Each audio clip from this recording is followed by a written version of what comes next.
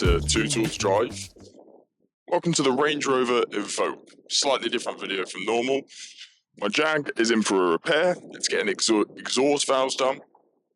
Land Rover have lent me this as the courtesy car, and I'm actually having it for the last 3 days. So I thought I'd do a little video. To cut a really long, boring story, I was meant to have a Range Rover Sport for this weekend because I was kind of interested in buying one. The one with the D300 engine. In the end, the Range Rover Sport sold, so they couldn't give me that. So they said they'll give me a Velar with the same engine in. Turned up and got a P300E Range Rover Evoque, which is a petrol hybrid, not the car I was looking to buy, nor the engine. Well, in terms of spec, this is actually probably pretty well spec'd. I don't know too much about it, but it's all black, basically. Everything's black. I've actually driven the previous generation of the Evoque, which fundamentally looks identical to my knowledge from the outside. The only thing that's actually changed is the interior and the infotainment system. So let's start with the economy of the Range Rover Evoque. We know how good it looks, but practicality-wise, that's probably got to be the first one. So, I've been driving this vehicle on a mixture of roads. In fact, let me see if I can get the trip up.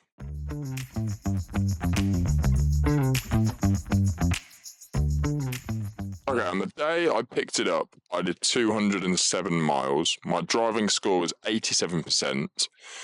I was a mixture of motorway at normal 70, motorway at 50, because the M5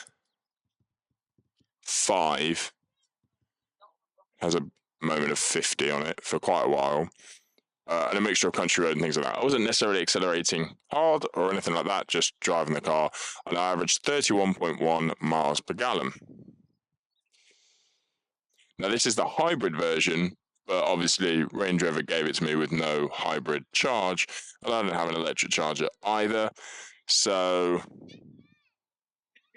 I can't really comment on it. It's just I think it's a 1.5 litre petrol, and then it's the electric that helps out. Should probably have researched this before I started the review. Shall I have a quick look? Just so I can feel like I can inform you of more information than maybe what I'm actually giving you. P300E.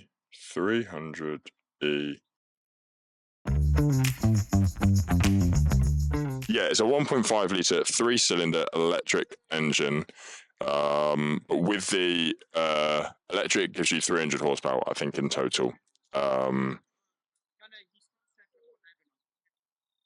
Yeah, 309 horsepower in total with the electric engine, but just a 200 horsepower 3-cylinder engine as normal, which returns 31.1 miles per gallon.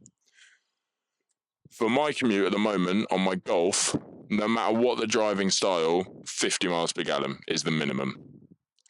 And I get 500 miles to a tank. This, not quite the same. Remaining, we've got half a tank left, and we've got 180 miles.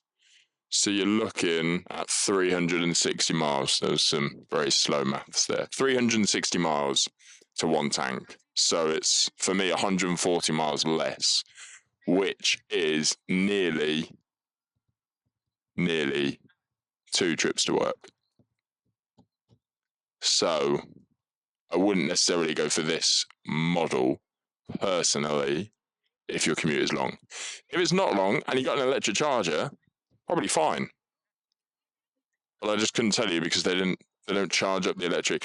This is my thing, right? Surely the electric in this isn't that important. If they're giving this car away as a courtesy car, but they're not charging it before giving it over when they've had it the night before, surely they're not that fussed about it at all.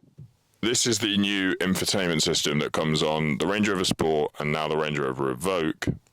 May also come on the Velar as well. Probably on everyone. It's actually on the new F-Pace as well, so I guess this is their new system.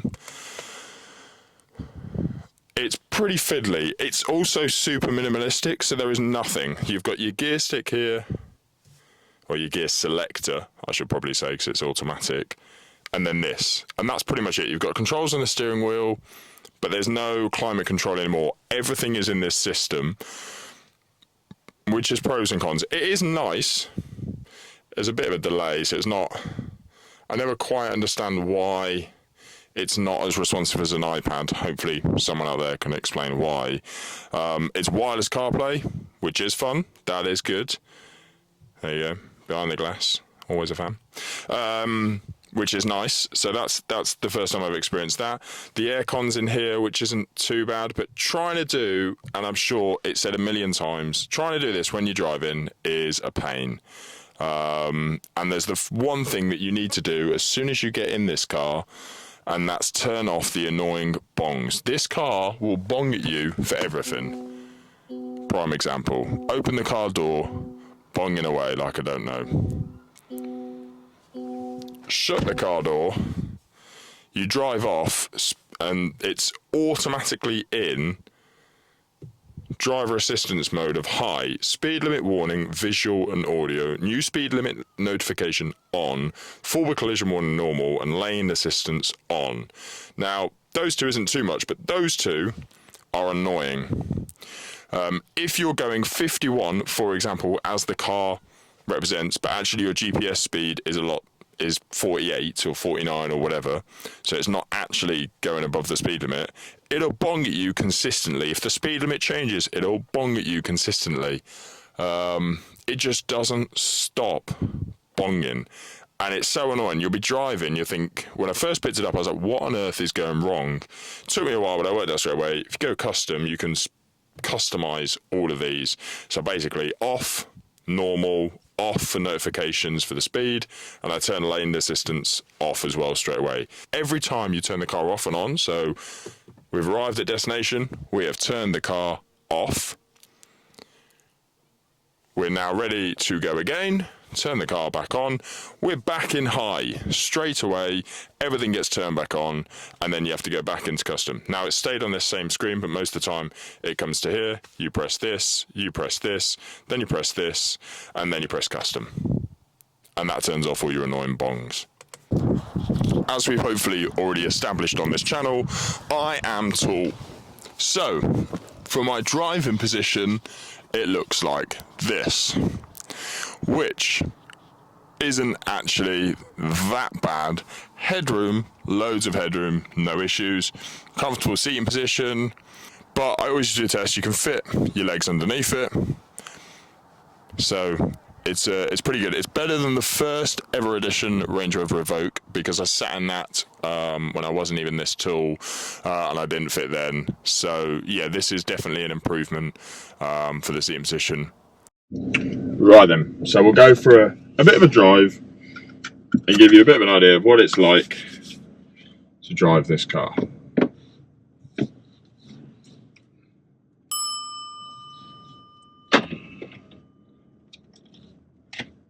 Oh. It's fairly quick, especially when it comes in with the electric motor. Now, despite the fact that it's never had any charge the whole time I've had it, it does still seem to hold 1%. So whenever I've pulled off the drive from static, or just started the journey, or even going up the hill, it's been pretty good. No bongs yet. Oh, there we go. Got a bong. Got another bong. And we're back up to bongs.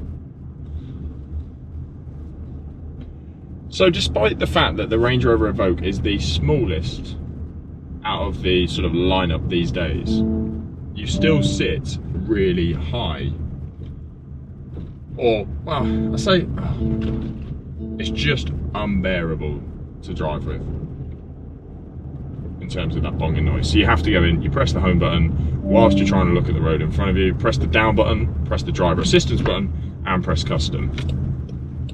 And then you get rid of it. And then you get back to the home screen.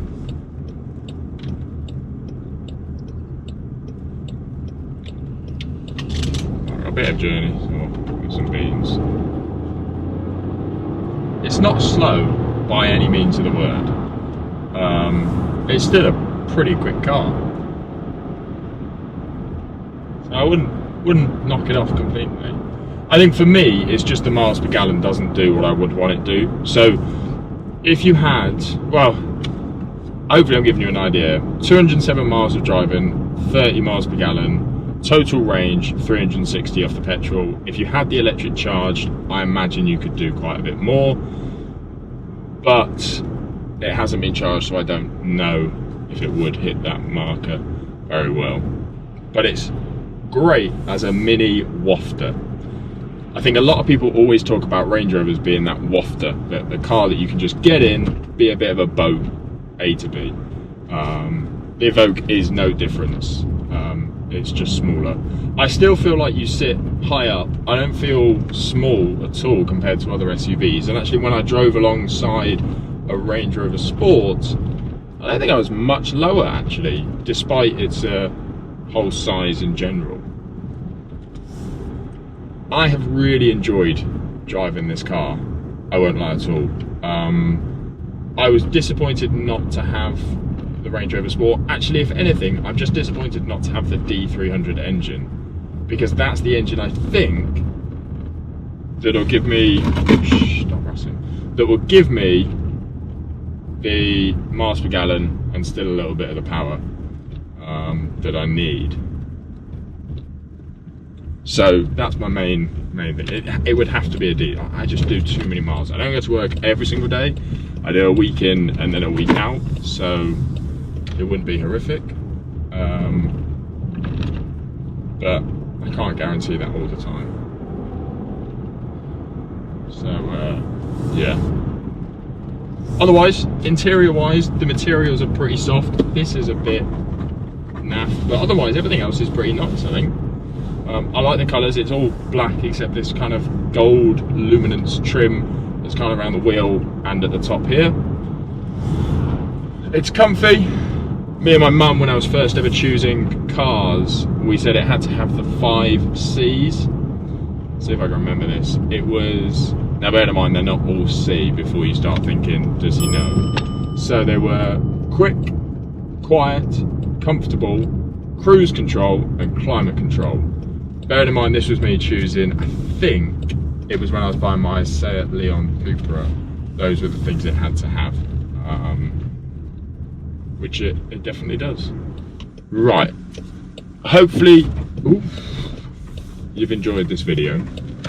We're still in all electric mode, so I think we'll end it here. Thank you very much for watching. Hopefully you've enjoyed the video. If you're not already, subscribe, like, comment, all that jazz.